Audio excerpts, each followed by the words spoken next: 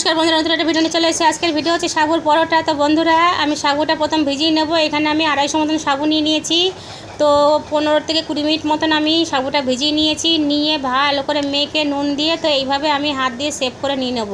তো এইভাবে বড় বড় করে, খুব একটা বড় না, হাতে যতটা সেভ নেওয়া যায় পরোটা সেইভাবে করে নিতে হবে। তো আমার প্রায় 9-10টা মতন হয়ে গেছে। তো ফ্রাই প্যানে নিয়ে এইভাবে আমি অল্প আঁচে এক এক করে ফ্রাই করে নেব। তো ফ্রাই করা হয়ে গেছে বন্ধুরা, এই দেখুন কি সুন্দর ফুলেছে। এই একবার খেলে মনে হবে বারবার খাই। এই যে কী স্বাদ, যে না খাবে সে জানবে না এই স্বাদের, এই যে কী স্বাদ। তো পাশের বাড়ির দিদিও আইছিল সকালবেলায়। দিদি কী করছেন, তাহলে একটু খেয়ে দেখেন, বলে ও কি দারুণ হয়েছে। তো বন্ধুরা দেখুন কি সফট। তো একবার খেয়ে বলছে আপনাদের কেমন হয়েছে বন্ধুরা। খেতে যা হইছে, ও হো মন পোষায়নি, আর একবার নিয়ে নিই বন্ধু। ও খেতে হইছে দারুণ।